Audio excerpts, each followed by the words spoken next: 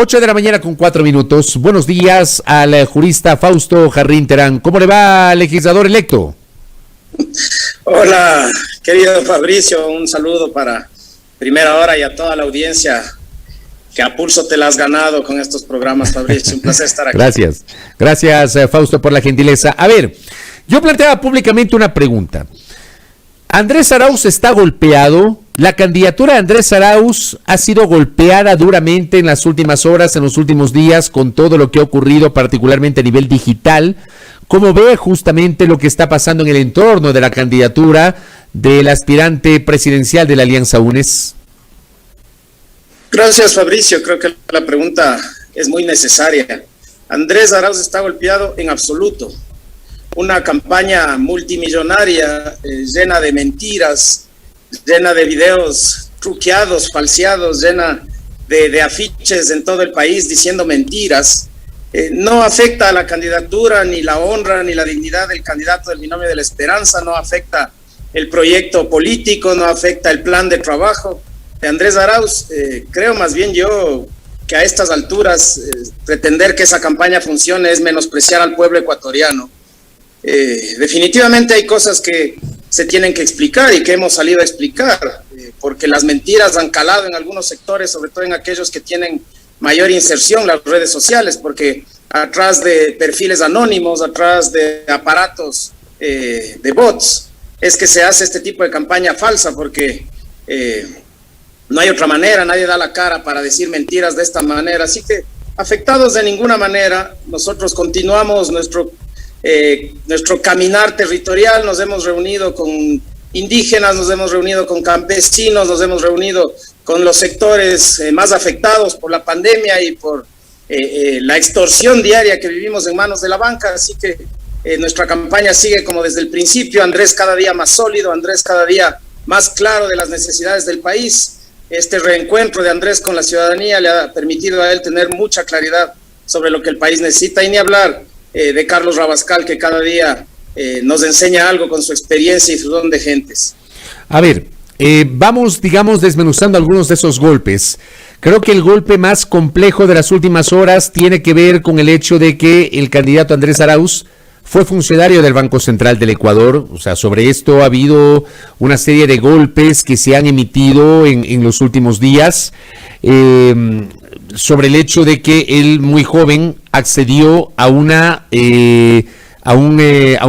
nombramiento definitivo en el Banco Central del Ecuador sin haber tenido todavía un título universitario de tercer nivel, y luego prácticamente una década con licencias o comisiones de servicios. ¿Cómo explicamos este tema para un mejor entendimiento de nuestro público, doctor Fausto Jarrín? Gracias, Fabricio. Primero que nada, no sé, en lo personal yo antes de cumplir 24 años también era ya abogado, ¿no? Es decir, cuando inmediatamente después de terminar el colegio uno inicia estudios superiores, es muy probable que a los 21 o 22 años tengas tu título profesional. Segundo, no todos los cargos en el sector público requieren el título profesional. Hay personas que están en estudios y ya tienen cargos en el servicio público. Andrés, desde siempre, al menos yo que tengo la posibilidad de hablar de él desde hace muchos años, siempre fue una persona muy brillante. Desde niño hablaba varios idiomas, eso le facilitó mucho la posibilidad de estudiar en diferentes espacios. Y para cuando él participó en el concurso, pues estaba completamente capacitado. Y si alguien tiene dudas sobre el concurso, deberían revisar el concurso, no la capacidad de Andrés. A mí lo que me preocupa es que el escándalo se genere alrededor de esto, y no, por ejemplo, de que en los canales del Estado durante la pandemia paguen 26 o 27 mil dólares mensuales a un periodista para que mienta. Yo creo que la forma en la que redireccionan la opinión pública a lo que ellos son capaces de posicionar a través del encuadre comunicacional con los medios aliados del banquero, con los medios aliados del gobierno, eso es lo realmente preocupante, que transformemos ese tema en un asunto de Estado, en un asunto de escándalo. Eso es lo que realmente me preocupa. Personalmente he estado en el sector público varias ocasiones en ciertos cargos en donde tuve que dirigir las relaciones, por ejemplo, entre el Ejecutivo y otras funciones del Estado. Las comisiones de servicios eran un asunto de todos los días, porque hay instituciones especializadas, hay instituciones donde el nivel técnico es altísimo, y por ejemplo, ¿cómo no? pedirle a un funcionario del Banco Central que viene con esos niveles de capacitación que asesore a un ministro de Finanzas, que asesore a un ministro coordinador del sector económico. ¿Cómo no decirle o pedirle a un funcionario del Banco Central que se transforme en asesor o en funcionario temporalmente de la superintendencia de bancos? Creo que más bien eso es lo que ha faltado en este gobierno y por eso la superintendencia de bancos andaba realizando resoluciones con nombre y apellido para favorecer a bancos específicos. Eso es asunto de todos los días, estimado Fabricio, mientras se cumpla con las características que exige la ley. La Comisión de Servicios impaga, paga las vacaciones con sueldo, sin sueldo. Son facultades, son derechos de los funcionarios públicos, así como los tienen también los trabajadores. Hay un detalle que quisiera que me confirme. El ingreso de Andrés Arauz al Banco Central del Ecuador fue decidido en el gobierno de Alfredo Palacio, ¿es así? Así es, Andrés participa en un concurso, si no estoy equivocado, a mediados del 2006. Andrés es funcionario del Banco Central antes del triunfo de la Revolución Ciudadana y del presidente Rafael Correa.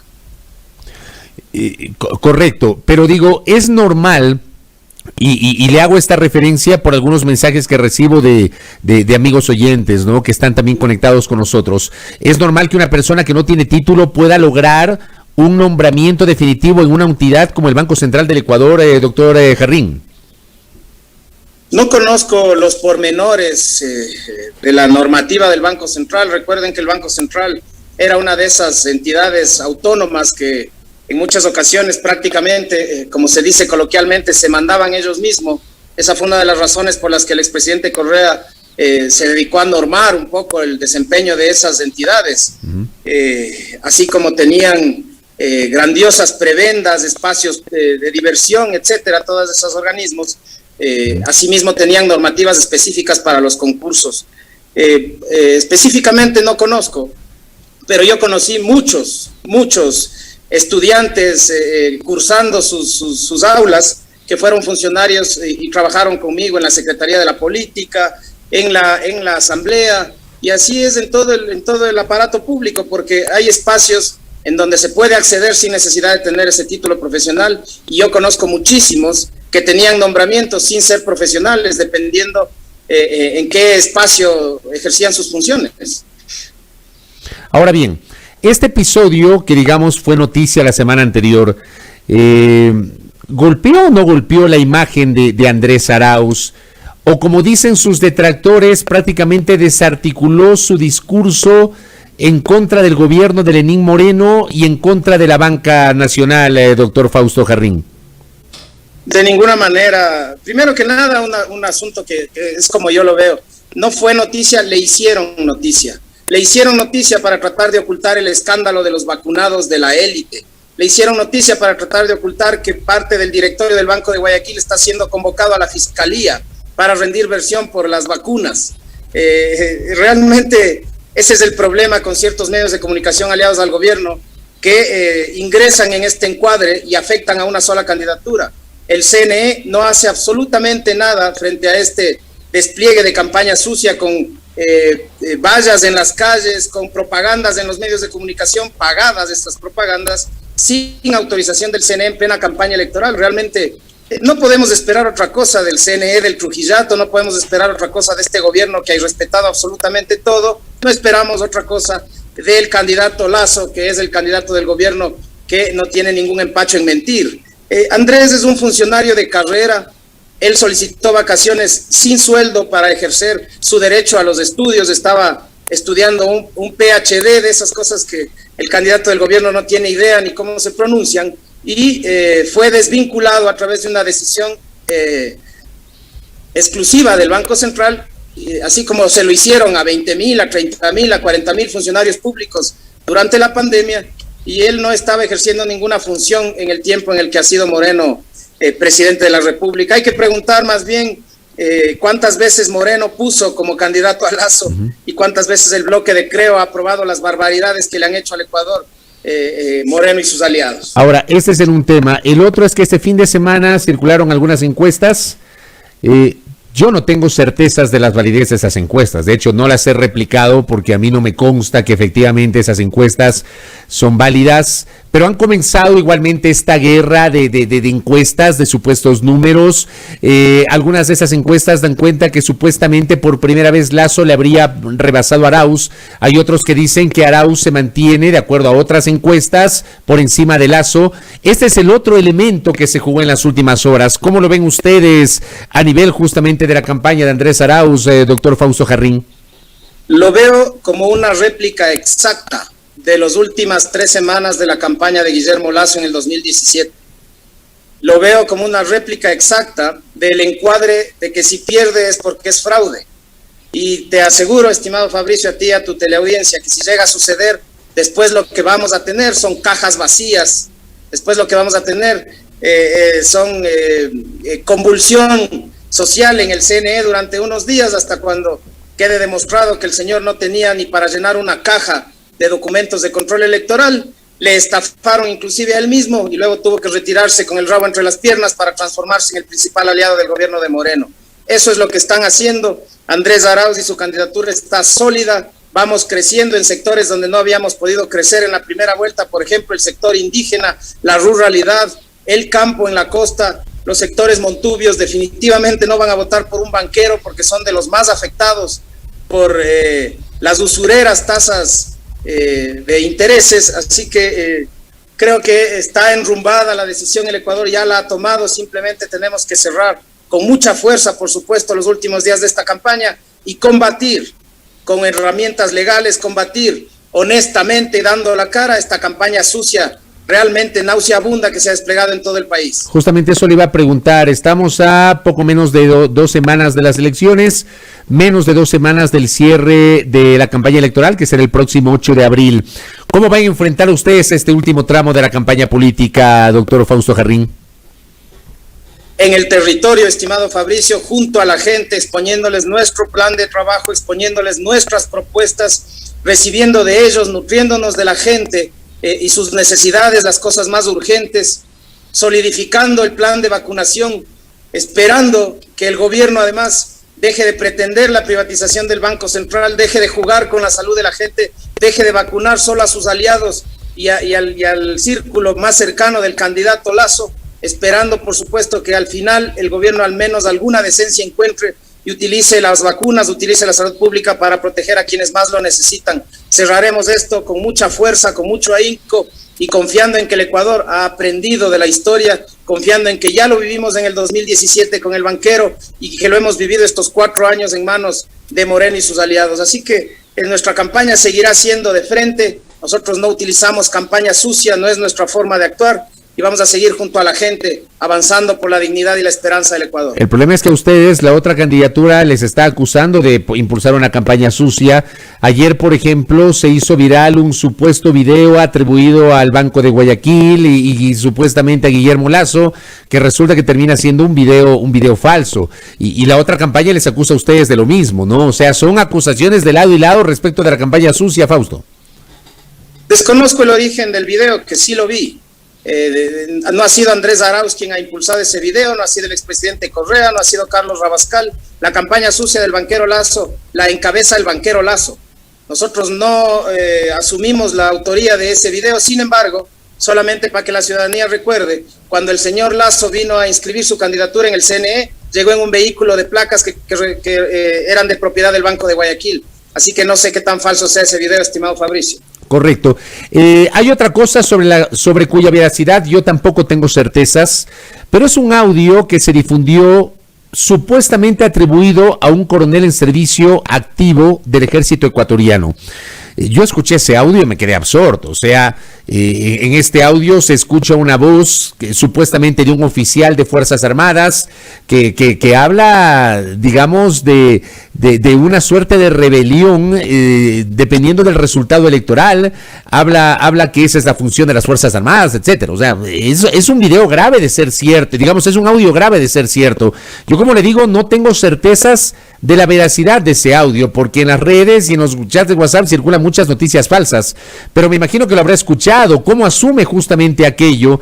Porque además lo ato a otra cosa, el discurso el pasado 27 de febrero de un oficial militar con una posición claramente política, que en lo personal yo la critiqué en este espacio, o artículos de opinión en donde articulistas piden la intervención de las Fuerzas Armadas en el proceso electoral. ¿Cómo ve usted ese panorama, doctor? Fabricio, tú y la ciudadanía me conocen. Yo he hecho una recolección de todas esas manifestaciones públicas. He solicitado a mis colaboradores en la oficina que procedan a solicitar el día de hoy una materialización. Voy a ingresar una denuncia en la Fiscalía para que se pueda realizar un cotejamiento de voces y se pueda determinar si eso es cierto. Si eso es cierto, primero que nada, ese señor debe ser retirado de las Fuerzas Armadas, y segundo, tiene que ser procesado penalmente por lo que dice y hace en ese audio. La situación del general de Marras, a quien te refieres, que no voy a nombrar, efectivamente es una posición claramente parcializada, claramente política. Es una vergüenza que las gloriosas Fuerzas Armadas mantengan elementos como aquel entre sus filas en servicio activo. Y por supuesto los opinadores tendrán también que responder frente a ciertas cosas que atentan contra la democracia. Y aprovecho eso para dejar claras algunas cosas, Fabricio, y a tu audiencia. Nosotros no creemos en las venganzas. Nosotros sí creemos en la justicia. Nosotros no creemos en los desquites. Creemos que el Ecuador no está para desquites. Creemos que el Ecuador necesita salir urgentemente de la crisis. Creemos, por supuesto, que entrar en esa dinámica de la venganza para tratar de favorecer la impunidad es irresponsable. Y sin embargo, nosotros creemos que sí se tiene que hacer justicia y sí se tiene que apuntar los responsables, pero serán los fiscales y los jueces los que hagan eso, no los funcionarios del gobierno, no el presidente de la República, no los medios de comunicación. Yo soy un enemigo de llevar los temas penales a los medios de comunicación y definitivamente un enemigo de que los funcionarios que nada tienen que ver con la función judicial se pronuncien al respecto de otras personas. Así que se lo dejaremos a la justicia. Nosotros tenemos muchísimo trabajo. El Ecuador ha perdido 4 años en la peor crisis de la historia reciente del mundo, así que tenemos muchísimo trabajo como para preocuparnos de desquites o venganzas. Vamos a trabajar como siempre hemos trabajado, pensando en la gente y sacando pronto al pueblo, a los más necesitados de la crisis en la que nos dejan. Finalmente, doctor Fausto Jarrín Terán, ¿ustedes van a tener 49 o 50 asambleístas? Porque entiendo que estaban peleando, todavía están en esa disputa, la curul número 50 que se disputa en el distrito 2 de la provincia de Manabí. Yo considero que van a ser 49, porque Joao está incluido entre los 49. Ah, correcto. ¿No? Ahora, ¿cómo termine de dilucidarse la situación de la Asamblea? Mucho se determinará después del 11 de abril. Como es natural, este momento lo que nosotros hemos hecho es abrir las puertas a la generación de una estrategia, a la generación de una hoja de ruta, de un plan coordinado para salir de la crisis junto a las otras bancadas. No hemos llegado a acuerdos puntuales sobre autoridades, no hemos llegado a acuerdos puntuales sobre gobernar juntos o hacer ampliadas juntos las bancadas, sino más bien lo que hemos abierto la puerta es un diálogo permanente por el país, para trabajar por el país, procurar que ese diálogo sea transparente, que los acuerdos sean públicos, para que siempre podamos evitar la vergüenza que con algunas excepciones nos ha hecho pasar estos 4 años la Asamblea de Moreno. Ahora bien, con esa configuración de la futura asamblea está claro, bueno, esto ya lo sabíamos después del 7 de febrero, ninguna bancada tendrá mayoría, ustedes serán la primera minoría, el bloque más numeroso, pero no les alcanza para por sí solos hacer mayoría. En la primera parte de este espacio conversé con un legislador electo también por Pichincha, con Alejandro Jaramillo de Izquierda Democrática, y él, por ejemplo, planteaba algo que no me parece descabellado. Él decía: hay conversaciones informales de varios de los legisladores de la ID con otros legisladores de varias bancadas de la futura Asamblea Nacional, pero él decía: considero que debemos esperar a ver qué pasa el 11 de abril. O sea, el 11 de abril, el resultado que sea va a marcar el futuro de la Asamblea Nacional. ¿Usted cómo ve justamente esa posibilidad? ¿Hay que esperar al 11 de abril o ustedes ya están adelantando conversaciones con otros sectores políticos, Fausto? Hemos conversado, estimado Fabricio, con algunos miembros del bloque de Pachacuti, hemos hablado con Izquierda Democrática, hemos hablado con los independientes, insisto, pero no hemos tocado el tema de las autoridades de la Asamblea, porque a nosotros, primero que nada, nos parece irresponsable negociar lo que no se tiene, y segundo, nos parece que el país necesita otras cosas. Nosotros lo que hemos planteado es hablar sobre cómo vamos a salir de la crisis, en qué leyes podemos apoyarnos, en qué leyes vamos a tener dificultades para trabajar de la mano, Yo varias veces lo he dicho y lo repito, abrimos las puertas inclusive a todos esos nuevos legisladores jóvenes, renovados, de los espacios inclusive de la derecha, porque creo que muchos de ellos vienen con ideas sanas, con voluntad de país, y todos ellos deberían estar prestos para trabajar juntos. Ojalá los 137 asambleístas en darle gobernabilidad al próximo gobierno, que yo no tengo duda será el de Andrés Arauz, para salir lo más pronto posible de la crisis, reactivar la economía, vacunar a nuestra gente, volver a las aulas, que nuestros jóvenes tengan que dejar de estar encerrados en las casas por miedo a llevar la enfermedad a sus padres. Necesitamos urgentemente solucionar eso y no perder el tiempo en acuerdos que solamente van encaminados a lo que sucede puertas adentro de la Asamblea. Yo espero que las bancadas hayan encontrado esa responsabilidad y estemos hablando sobre agendas programáticas, estemos hablando sobre agendas legislativas, estemos hablando sobre fiscalización derogatoria de leyes que han dañado la situación del país, antes de ponerse a hablar sobre autoridades. Creo que ya es tiempo de pasar de eso. Los acuerdos, las prebendas, ya no deberían tener cabida en esta nueva asamblea. El país necesita urgente trabajo, fiscalización y nuevas leyes para poder salir adelante. Correcto, doctor Fausto Jarrín Terán, le quiero agradecer por estos minutos. Una cosa más, que esta pregunta la tenía y casi se me pasa. ¿Cómo valoran ustedes, cómo analizan ustedes ya con cabeza fría, luego del resultado del 7 de febrero, lo que pasó aquí en Pichincha? Está claro que perdieron el sur de Quito, donde tuvieron un resultado muy importante, tanto en 2017 en las elecciones de parlamentarios, cuanto en 2019 en las elecciones seccionales. Pusieron un solo legislador. En el norte, esto va más allá del método de asignación de escaños, porque yo entiendo que con el método obviamente las posibilidades de tener un mayor número de legisladores se reducían, pero por ejemplo sí me llama la atención el resultado de la provincia de Pichincha en función del volumen de votación. ¿Ustedes no sienten de que aquí en Pichincha perdieron esta plaza que era importante para la corriente política que usted representa, Fausto?